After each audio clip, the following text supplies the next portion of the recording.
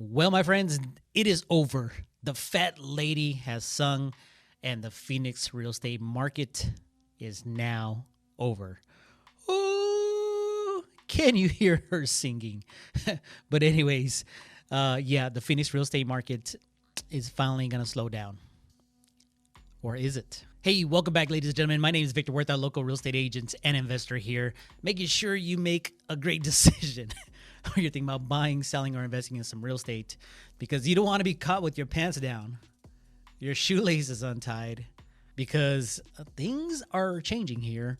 And I want to make sure you're making the perfect decision. You know, if you're thinking about buying your first house, if you're thinking about selling your house and buying, you know, a newer house and then buying an investment property. So there's some changes in the landscape here in the housing market here in Arizona.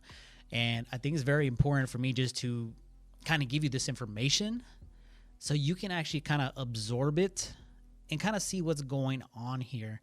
I'm going to give you a little bit of data, but as you all know, the migration here is kind of crazy. I'm helping clients here come in from, like, California, of course, is one.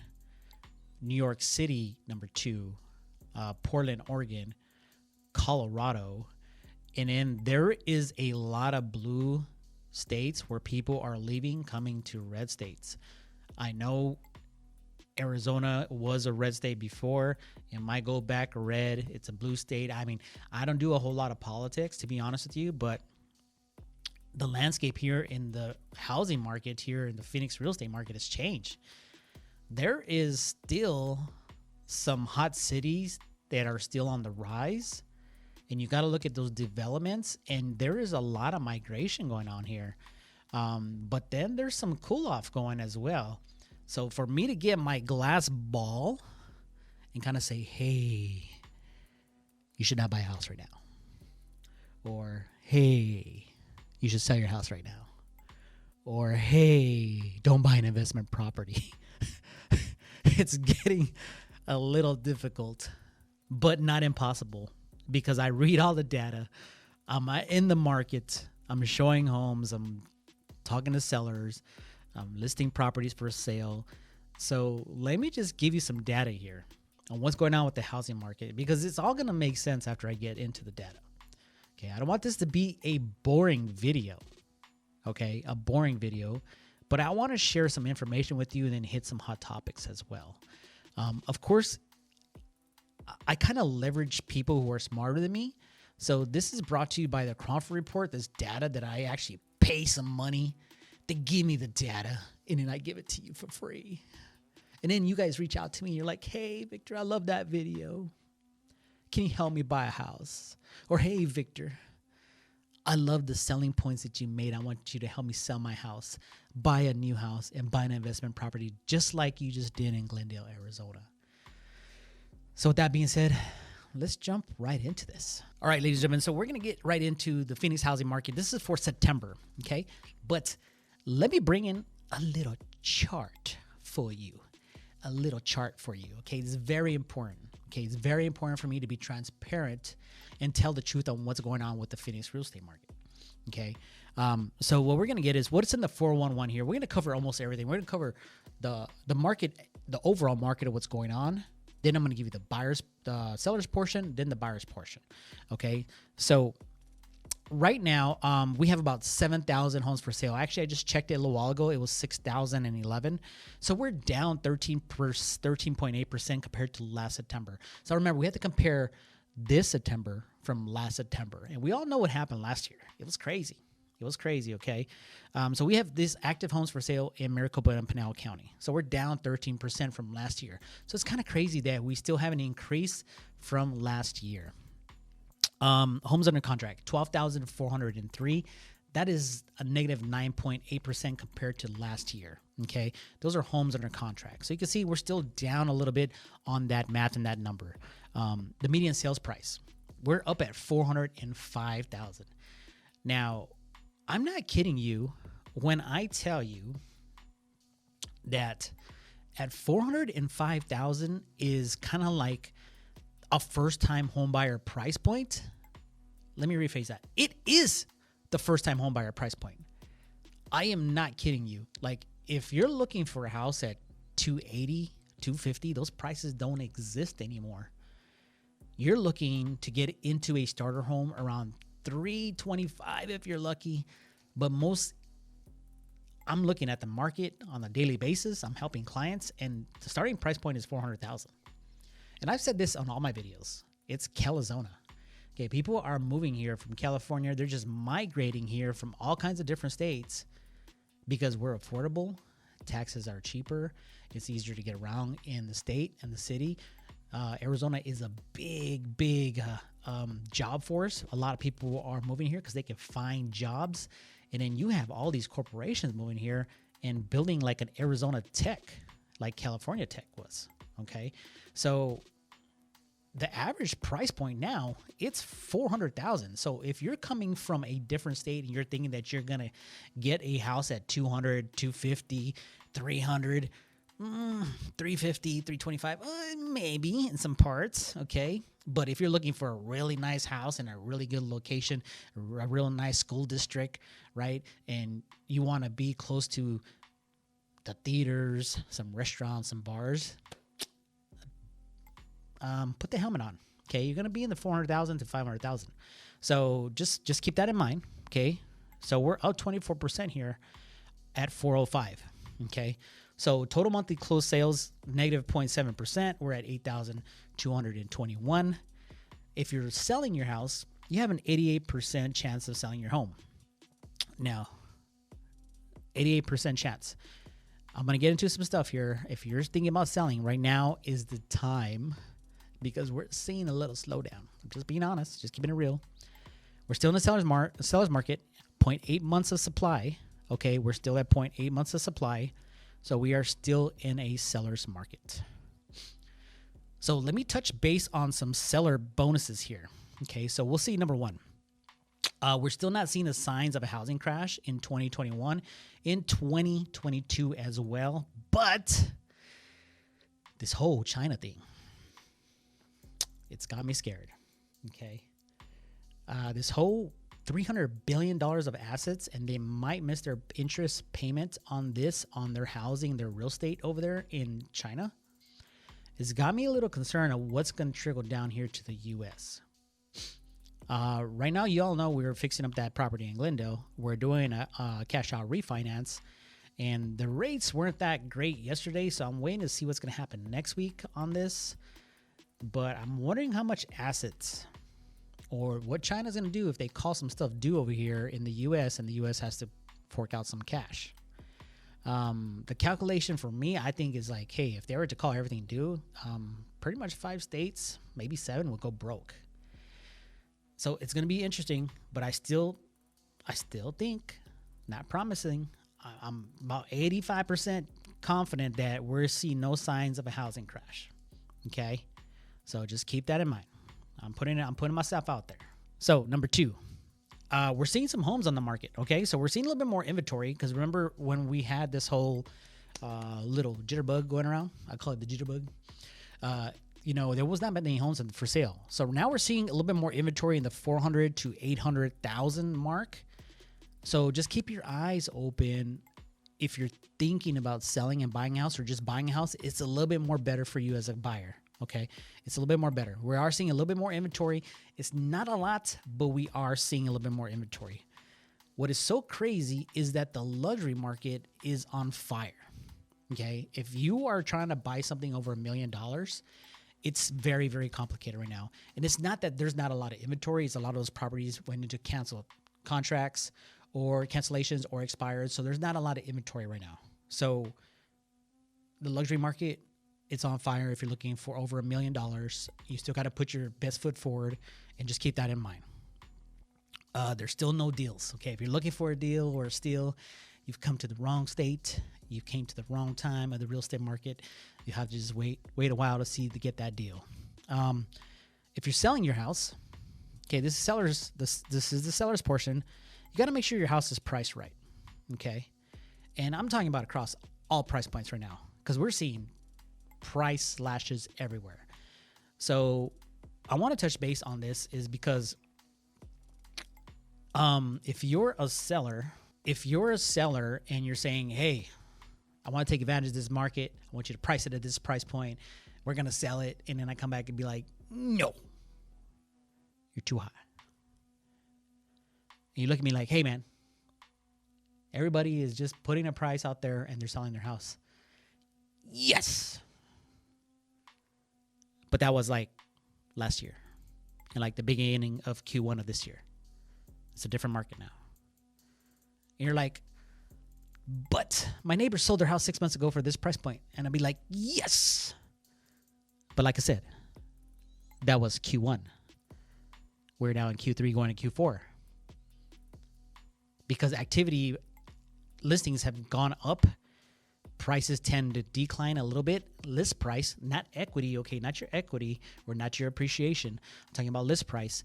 You have to get in front of it because now we're seeing the curve dip a little bit, okay? So you got to really pull the stats on your city, your zip code. You have to know the months of supply. You have to know what the price point is. You have to make sure your agent's calling those pendings under contracts and saying like, hey, how many offers did you have? Oh, you only had 2 offers? How many buyers did you have? Oh, you only had 2 contracts? How many showings did you have? Oh, you didn't have 40? You only had 5? Okay. That's telling us that the market is cooling. That's why you hire a professional to do all this legwork to make sure you can get the most amount of money in the least amount of time. So if you're selling your house, make sure you're getting all this data presented to you because things are changing. Still, home buyers we're at number 5. Still, home buyers can afford 56% of what's on the market, okay? So we still have home buyers who can afford all of that. At number 6, we're still seeing multiple offers. We're just not seeing as many. I mean, the market has kind of cooled off, so it's making, if you're a seller and you're thinking you're going to get to choose from 10 to 12 listings, 12 to 10 listings, 12 to 10 offers, you are wrong. You're probably going to get maybe 3 to 5 depending on the price point.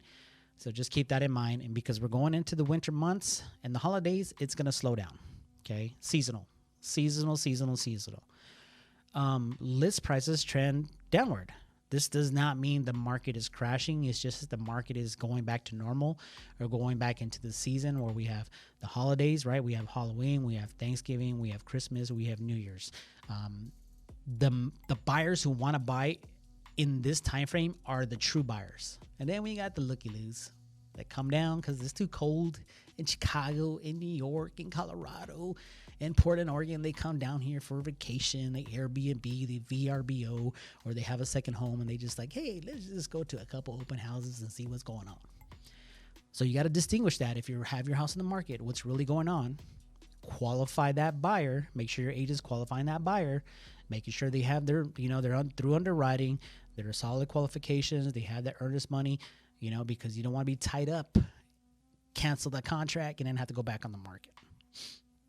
Number 8, if you're on the fence right now, just say like, hey, if you're on the fence and you say like, you know what, I think it's really time to sell now because I watched Victor's video, the market seems to be slowing down. If I want to cash out this equity, I think it's time.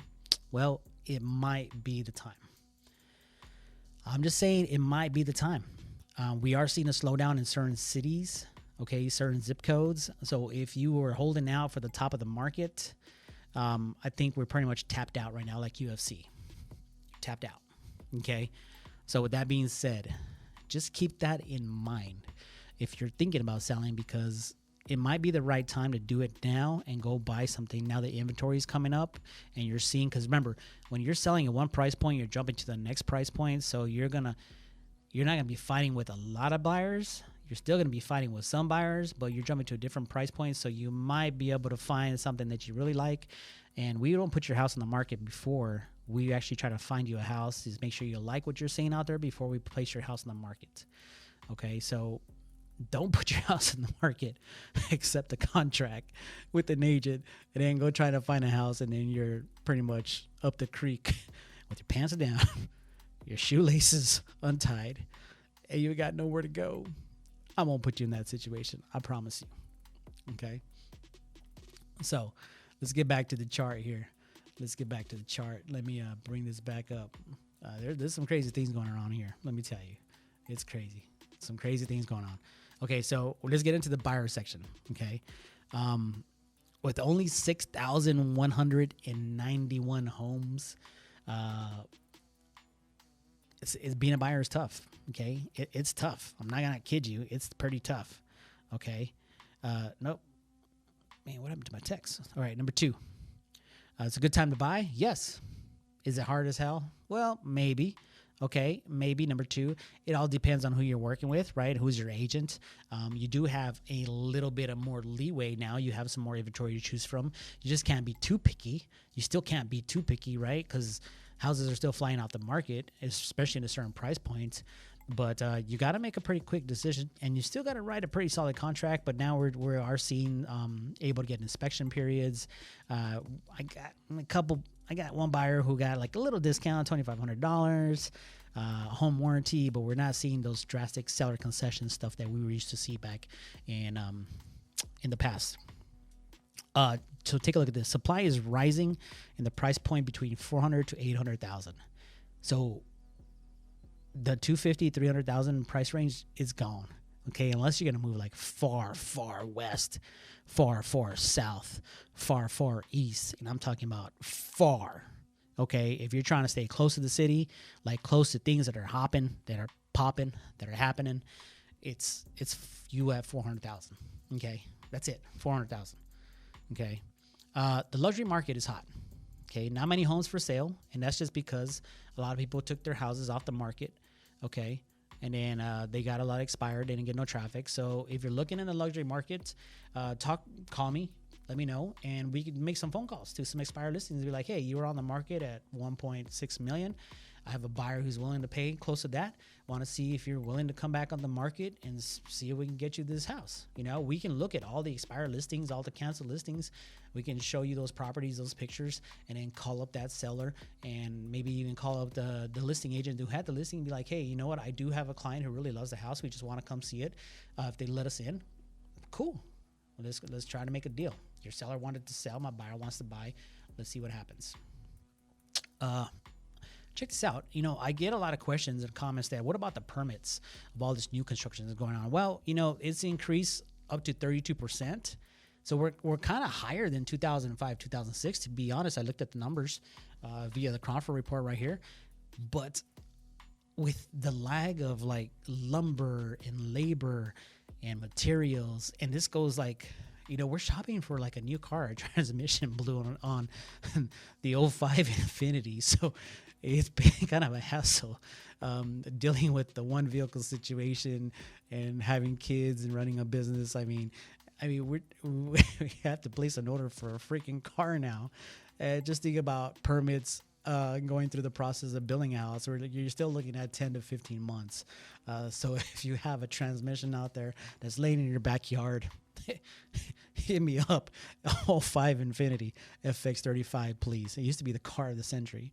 Now it's just a car in my garage. Number 6, this will not oversupply the market. Yeah, so these new construction homes, ladies and gentlemen, don't get so scared that it's going to saturate the market. It's not, okay? We're investors. We look at the market. We're full-time agents. Don't be so scared.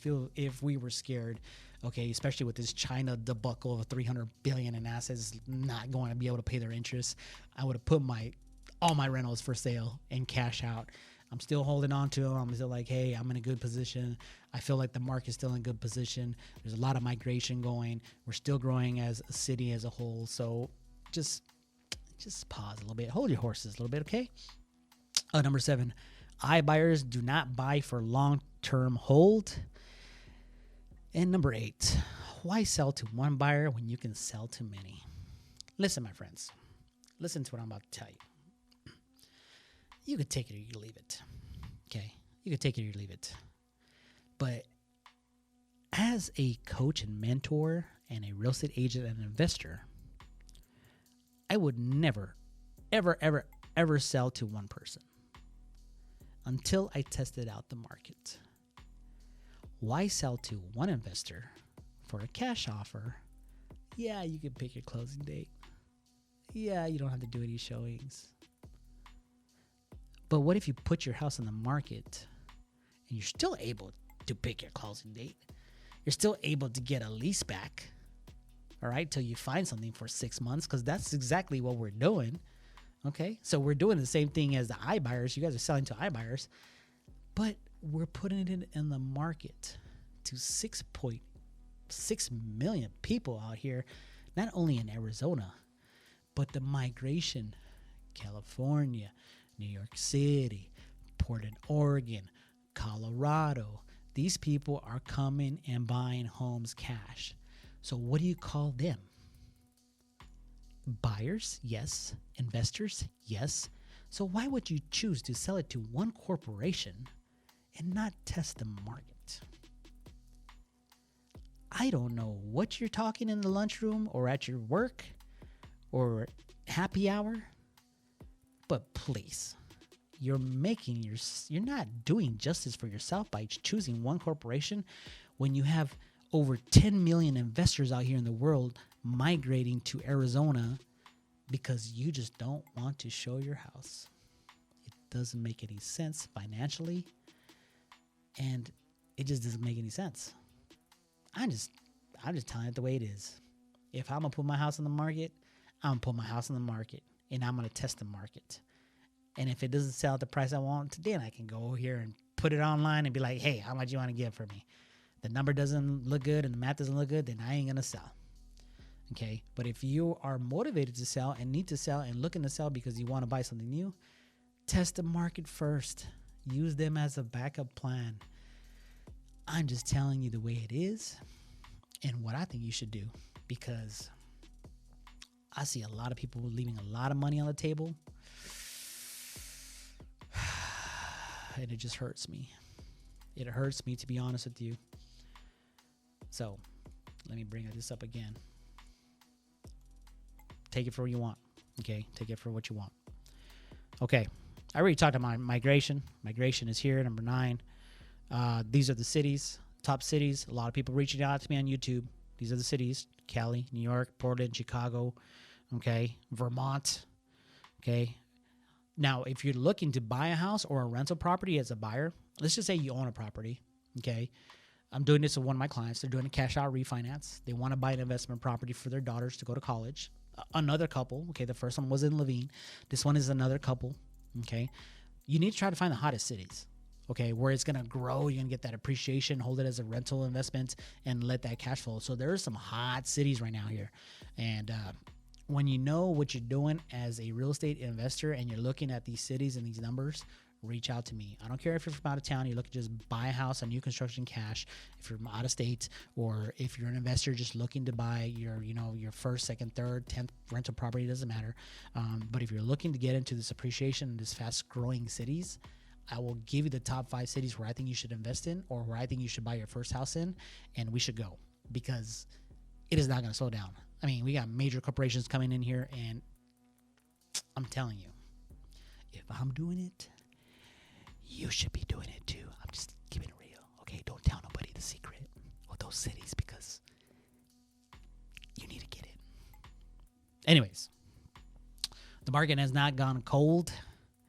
It's just easier to navigate. Just easier to navigate because of the buyers. You're having a little bit more inventory. You get to choose some. But remember, don't hesitate when you're working with me to write the contract. Don't back out when you're like 3 days before closing and lose your $2,500 in earnest money. You're missing out on the opportunity of a lifetime, not only for yourself, okay, for your children, for your family. Real estate is the number one investment that you can ever do, is owning your house. Even if Grant Cardone says no, he is wrong, because I want to be in the position where I'm at right now. If I wanted to buy my first home and turned all these other bought another property and then turned a bunch of rental properties. Okay, so it works for him for what he's doing, right? But it works for other people on what we're doing. So just be careful there. So with that being said, there's my contact information there, folks. The hottest cities. Look, I want to help you, but you got to help yourself. Okay, the market is not going to crash here in Phoenix. Even though this whole China thing on this other side is kind of got me a little like, ooh, 300 billion. Oh my gosh, 300 billion. It's kind of scary. Okay, I'm not gonna kid you. It's kind of freaking scary, to be honest with you. But looking at the forbearance and this 300 billion, 85% confident. I'll repeat that: 85% confident we're gonna be just fine. So if you're on the fence renting, okay, let's get you into a house so you can get this appreciation, because it's not gonna slow down. I mean, it's not going to slow down. I don't see this train stopping for till maybe 2022. I call it mid-February. Man, it's now looking like June. It's just crazy. But with real estate and real estate investment, you're always going to make your money back even after a crash. Look at what happened to the crash, and then look at where prices are at right now. Look at my last video. I share some charts. Thinking about investing in some real estate. Yeah, Phoenix might not be the right city, but there's some cities out there that are growing. Shh, don't tell anybody, because I'm trying to get in first. But if you want in, I might share the info with you, because I got it right here. So with that being said, I hope you enjoyed today's video. Hey, once again, Victor Worth, your local real estate agent and investor. Now, remember, don't get caught with your pants down and your shoelaces untied in this Phoenix real estate market, because you know what? It's going to hurt a little bit. I'm just keeping it real. So make that great sounds decision. Reach out to me. Let's set up a Zoom call. You can come to my office. I got some whiteboards here. Mark up some numbers. See what you want to do. But with that being said, my friends, I got to go spend some time with my family. And the weather's so nice, I got to jump in my pool because it's getting cold. This is where they go for the real estate info. I'm here to lead and help you succeed. One thing that you'll learn about me is I'm on a mission. To get the knowledge to the world when making decisions and buying and selling real estate. Victor Huerta. Remember my name.